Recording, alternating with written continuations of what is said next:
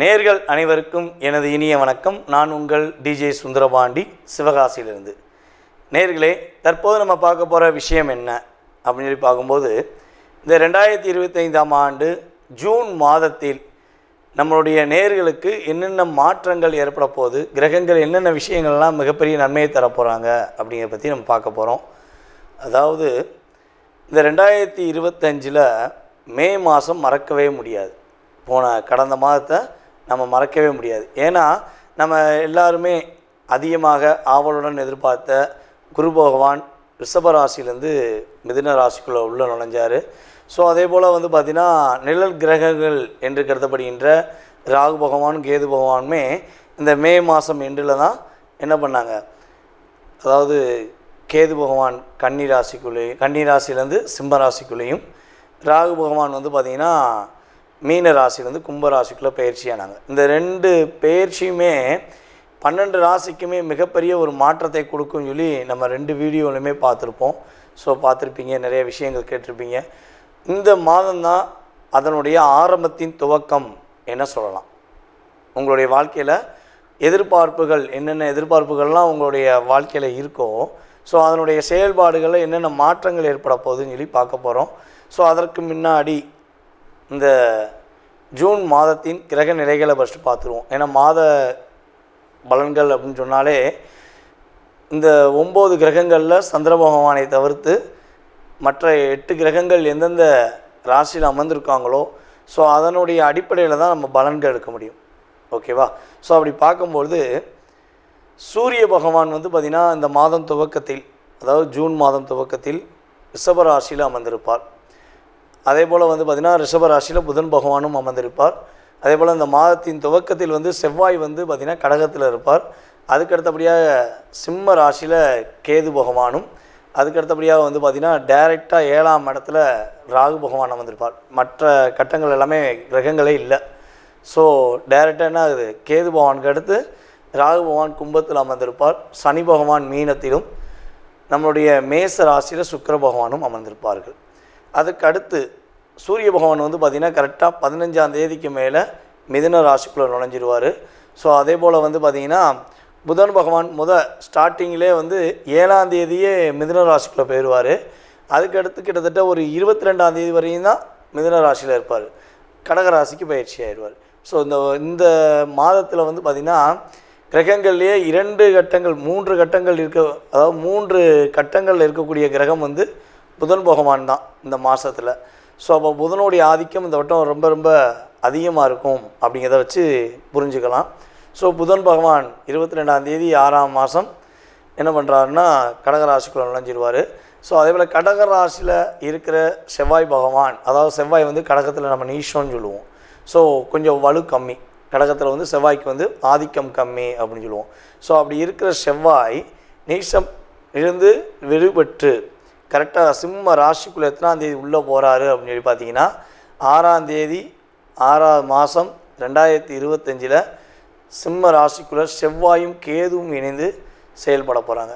So இந்த கிரக அமைப்புகள் மூலமாக உங்களுடைய வாழ்க்கையில் என்னென்ன மாற்றங்கள் ஏற்பட போகுது, என்னென்ன விஷயங்கள்லாம் முன்னேற்றம் ஏற்பட போகுது என்பதை பற்றி விரிவாக பார்க்கலாம். வாங்க உங்களுடைய ராசிக்கான பலன்களை பார்ப்போம். மீன ராசி அன்பர்களுக்கு இந்த ஜூன் மாதம் துவக்கத்திலிருந்து என்ன மாற்றம் ஏற்பட போகுது? எங்கே மாற்றம் ஏற்பட போகுது? நீங்கள் சொல்லிகிட்டே இருக்கீங்க, நாங்கள் என்ன பண்ணேன், சனி பகவான் ராசியில் உட்காந்துட்டாரே, நாங்கள் என்ன பண்ண போகிறோம், என்ன போராட்டத்தை சந்திக்க போகிறோம், பயத்தில் இருக்கோம் அப்படின்னு சொல்லி யோசித்தீங்கன்னா உறுதியாக சொல்வது என்னென்னா, சனி பகவான் உங்களுடைய வாழ்க்கையில் என்னென்ன விஷயங்களில் நீங்கள் தவறுகள் தெரிஞ்சோ தெரியாமலோ செஞ்சுக்கிருக்கீங்க, அல்லது உங்கள் கூட இருக்கவங்களுடைய செயல்பாடுகளில் என்ன தவறுகள் இருக்குங்கிறத சுட்டி காட்ட தான் உங்கள் ராசியில் உட்காந்துருக்கார். அது 30 வயதுக்கு மேலே கடந்தவர்களுக்கு மிகப்பெரிய பாதிப்பு கிடையாது. 30 வயது கீழே இருக்கவங்க கொஞ்சம் கவனமாக இருக்கணும். கவனம்னா எந்தெந்த விஷயங்களில் சனி பயிற்சியில் சொன்னமோ அந்த விஷயங்கள்லாம் நிதானமாக இருக்கணும். அதாவது நம்ம தெளிவாக ஒரு விஷயம் சொல்கிறோம், நம்மளுடைய மீனராசிக்காரங்க முடிந்த அளவு அருகில் இருக்கும் மீனாட்சியை போய் வழிபாடு செய்யுங்க.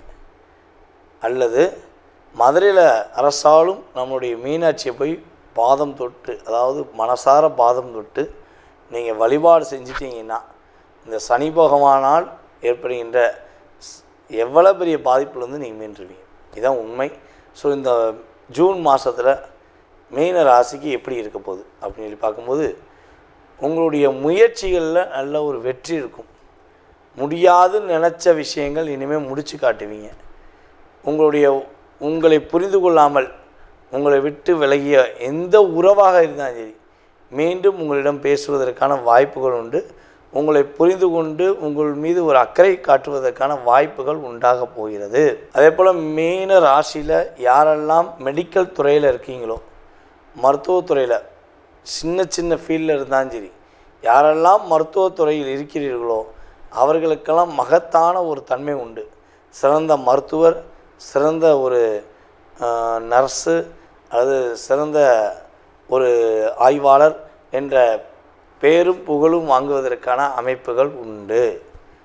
நம்மளுடைய மீனராசி என்பவர்களில் எங்கேயாவது பணம் கொடுத்து ஏமாந்துட்டேன், நான் ஒரு பல்காக ஒரு அமௌண்ட்டை கொடுத்து ஏமாந்துட்டேன், எனக்கு அந்த பணம் வந்துருமா, இல்லை நான் ஏமாற்றப்பட்டது தானா அப்படிங்கிற ஏக்கமும் கவலையும் உங்களுக்கு இருந்தால், உறுதியாக உங்களுடைய கொடுத்த பணம், நேர்மையான உங்களுடைய கொடுத்த பணம் உங்களுக்கு கையில் வந்து சேரும்.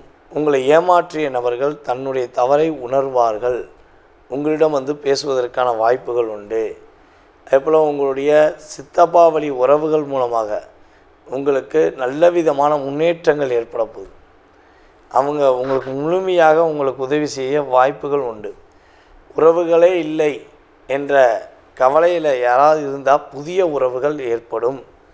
உங்களுடன் பயணிக்கும் சகோதர சகோதரிகளாக இருந்தாலும் சரி, உங்களுடன் வேலை பார்க்கும் சகோதர சகோதரிகளாக இருந்தாலும் சரி, உறுதியாக மீன ராசிக்காரர்களுக்கு ரொம்ப ஹெல்ப் பண்ணுவதற்கான ஒரு காலகட்டமாக உதவும்.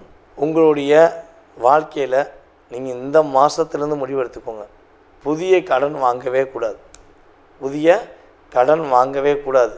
ஸோ புதிய கடன் வாங்கிட்டேன், ஸோ எப்படி சமாளிக்கன்னு தெரியல அப்படின்னு சொல்லி மட்டும் நினைக்காதீங்க. அப்படி கடன் வாங்குவதாக இருந்தால் படிப்புக்காக மட்டும் கடன் வாங்க. எதுக்காக? உங்களுடைய குழந்தைகளுடைய படிப்புக்காக, அல்லது உங்களுடைய உறவில் உள்ள நபர்களின் படிப்புக்காக ஏதேனும் முயற்சிகள் எடுத்தீங்கன்னா தடை கிடையாது. அது கடனால் பெரிய பிரச்சனை கிடையாது. ஸோ அதை தவிர்த்து சுய தேவைக்காக, சந்தோஷத்துக்காக ஏதாச்சும் கடனை வாங்கிட்டீங்கன்னா மாட்டிக்கிடுவீங்க. கவனமாக இருக்கணும் அப்படிங்கிறது உண்மை. உங்களுடைய கற்பனை ஆற்றல் அதிகமாகுவதற்கான வாய்ப்பு உண்டு. குடும்ப ஒற்றுமையாவதற்கான வாய்ப்புகள் உண்டு. கடன் இல்லாத சுமையிலிருந்து வாழ்வதற்கான வாய்ப்புகளும் தன்மைகளும் கிரகங்கள் கொடுக்கின்றன. நினச்சதை நினச்ச மாதிரி முடித்து காட்டக்கூடிய அமைப்பும் செயல்பாடுகளும் உண்டு. நிம்மதியான தூக்கம் உண்டு. நித்திரையில் கூட பயணம் உண்டு. பயணத்தில் கூட மகிழ்ச்சி உண்டு. வெளிநாடு பயணம் பெறுவதற்கான வாய்ப்புகள் உண்டு. அப்பா வழி உறவு மூலமாக ஒரு எதிர்பார்த்த விஷயங்களை நீங்கள் நடத்தி காட்டுவதற்கான வாய்ப்புகளும் சூழ்நிலைகளும் கிரகங்கள் கொடுக்கின்றன. மீன ராசிக்காரர்கள் பெண்கள் குடும்பத்தில் மகிழ்ச்சி பெறுவதற்கான சூழ்நிலைகளும் அமைப்பும் உண்டு. தன்னுடைய திருமண வாழ்க்கையில் கஷ்டமும் கவலையும் துன்பமும் மட்டும்தான் நான் அடைஞ்சிக்கிட்டு இருக்கேன், என்னுடைய கணவர் என்னை புரிஞ்சுக்கலாமல் என்னை விட்டு பிரிஞ்சிட்டாரு, ஸோ இல்லை என் மனைவி என்னை புரிஞ்சுக்காமல் என்னை விட்டு பிரிஞ்சிட்டாங்க அப்படின்னு வருத்தப்படக்கூடிய மீனராசிக்காரர்கள் யாராவது இருந்தால் அவர்களுக்கு மீண்டும் இணைவதற்கான வாய்ப்பை கிரகங்கள் கொடுக்கிறது. ஸோ பயன்படுத்திக்கோங்க. நீங்கள் சரியான முறையில் பயன்படுத்தினீங்கன்னா வெற்றி உண்டு. உங்களுக்கேற்ற இந்த ஜூன் மாதத்தில் வழிபாடு அப்படின்னு சொல்லி பார்த்தீங்கன்னா, உங்களுடைய வீட்டின் அருகில் இருக்கக்கூடிய விநாயகர் வழிபாடு செய்வது மிகப்பெரிய மாற்றத்தை ஏற்படுத்தும். விநாயகருடன் சேர்ந்து முருகன் வழிபாடும் செய்வது மிகப்பெரிய முன்னேற்றத்தையும் மிகப்பெரிய மகிழ்ச்சியும் உங்களுக்கு கொடுக்கும் என்பது நிதர்சனமான உண்மை. அதாவது தற்போது வரை நீங்கள் பார்த்தது எல்லாமே உங்களுடைய ராசிக்கான பொது பலன்கள். மாத பலன்களில் கிரகங்களுடைய அமைப்பை வச்சு பொதுவான பலன்களை நம்ம சொல்லியிருக்கோம். இது பார்த்திங்கன்னா உண்மையாகவே உங்களுடைய வாழ்க்கையில் ஒரு 20% எனர்ஜி ஆஃப் பூஸ்ட். அது பிரச்சனை, சில விஷயங்களை பிரச்சனைன்னு சொன்னாலுமே அது 20% தான். நன்மைகள் அப்படின்னு சொன்னாலுமே ஒரு 20% தான். ஸோ இதை தாண்டி உங்களுடைய சுய ஜாதகமே உங்களை முழுமையாக ஆதிக்கம் கொள்ளும். உங்களுடைய லக்ன ரீதியாக, உங்களுடைய தற்போது நடக்கும் தசாபுத்தி ரீதியாக எந்தெந்த கிரகங்கள் தசாபுத்தியில் உங்களுக்கு ஃபேவராக இருக்குது அப்படிங்கிற செயல்பாடை வச்சு மட்டுமே உங்களுடைய எதிர்காலத்தை 70% மீதி சதவீதம் 70-80% நிர்ணயம் பண்ண முடியுங்கிறது என்னுடைய கருத்து. ஸோ இந்த பொது பலன்களை நம்ம இமேஜஸ் வைக்கும்போது ஆஹோ ஓஹோன்னு வச்சோம், ஸோ ஆனால் நடக்கலையே அப்படிங்கிற வருத்தம் படக்கூடாது. ஸோ பயப்படவும் கூடாது. ஏன்னா இது ஒரு எனர்ஜி ஆஃப் பூஸ்ட் மட்டும்தான் உண்மையிலேயே. ஓகேவா? ஸோ 20% ஒரு சின்ன ஒரு நன்மை கிடச்சிச்சின்னா நம்ம கொஞ்சமாச்சும் நம்ம ஒரு மாற்றத்தை ஏற்படுத்திக்கிடுவோமே. ஒரு ஒரு பையில் ஒரு 50,000 1,00,000 இருக்க வேண்டிய இடத்துல வெறும் 100 ரூபா இருந்தால் நிம்மதி இருக்காது. அதே 50,000 இருக்க வேண்டிய இடத்துல ஒரு 20,000 இருந்தால் ஒரு நிம்மதி இருக்கும் பார்த்தீங்களா? ஸோ அந்த எனர்ஜி ஆஃப் பவர் தான் நம்ம சொல்கிற இந்த பொது பலன்களுடைய செயல்பாடு. ஓகேவா? ஸோ நீங்கள் இப்போ வரையும் சனி பயிற்சி, குரு பயிற்சி மற்றும் ராகுகேது பயிற்சி இந்த வீடியோவில் எனக்கு ரொம்ப ரொம்ப அமோகமான ஆதரவு. அதே போல் நிறைய நபர்கள் கால் பண்ணி பேசுனீங்க, உங்களுடைய கருத்தெல்லாம் ரொம்ப சொன்னீங்க. ஸோ வாழ்த்துனது அதிகம். ரொம்ப ரொம்ப சந்தோஷமாக இருந்துச்சு. ஜாதகம் பார்த்ததும் அதே போல் விருப்பப்பட்டு பார்த்துட்டு ரொம்ப சூப்பராக சொன்னீங்க ஐயா. பொது பலன் சொன்ன மாதிரியே சுய ஜாதகத்தை ரொம்ப பர்ஃபெக்டாக சொன்னீங்கன்னு சொல்லி வாழ்த்துனது எனக்கு ரொம்ப சந்தோஷம். நம்மளுடைய தமிழ்நாட்டில் மட்டும் இல்லாமல் இந்தியாவில் மட்டும் இல்லாமல் வெளிநாடுகள்லேருந்தும் அதிகமான கால்ஸ். ஆஸ்திரேலியாலாம் இப்போ எனக்கு குறைஞ்சது ஒரு 30 கஸ்டமர் இருக்கீங்க. கனடாலையும் இருக்காங்க, அமெரிக்காவில் இருக்காங்க அப்படின்னு சொல்லி.